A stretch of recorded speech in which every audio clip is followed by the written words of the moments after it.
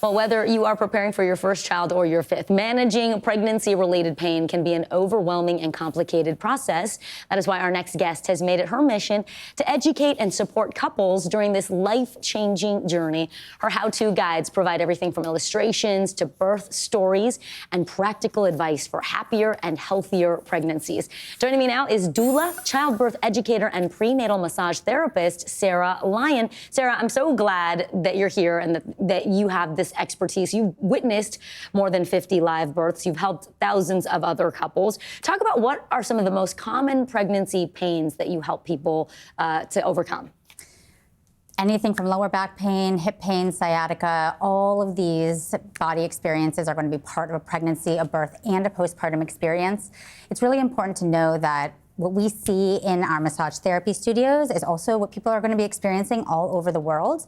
And not everyone can go and see an expert in, a birth space or in physical therapy practice or a massage therapy practice like Glow, where I spend a lot of my days working with pregnant folks.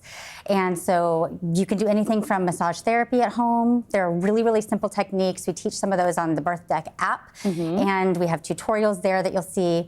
Anything from just squeezing the hips with static pressure can be really helpful for hip pain and lower back pain, can help to ease sciatica.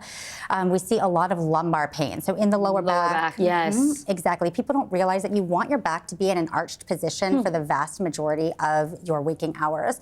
And anytime that you start to sort of sink in and start to round that lower back, it actually puts the baby, especially as the baby is growing, in a less comfortable position within your pelvis.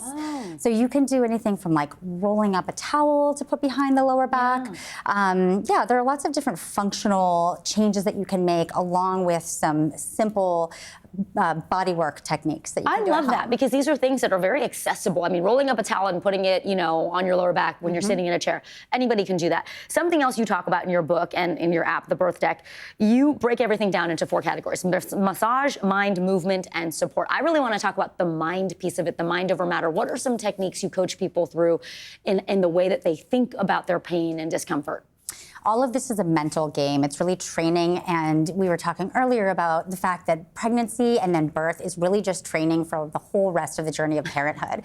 And parenthood ends up being a series of long, drawn-out contractions, helping your kids through their own aches and pains and through their developmental processes. And so when we were looking at the mind and the mental techniques that you need for the fortitude to get through the discomforts of pregnancy and then childbirth and onwards, we're looking at positive affirmations. So in the Birth Deck app, you'll see just really simple recommendations for talking about, strength and addressing fear and addressing exhaustion. How you talk to yourself makes a big difference. Tell me about the hypnosis piece. So hypnosis gets a bad rap. I think we've heard a lot of silly stories. We've seen some funny sort of displays of hypnosis, but hypnosis is really just personal scripts for deep relaxation.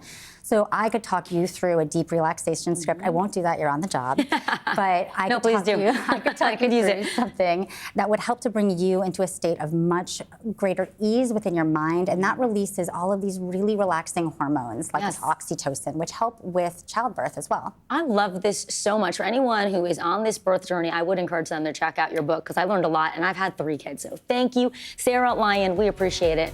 And keep it right here, folks. You're watching NBC News Daily.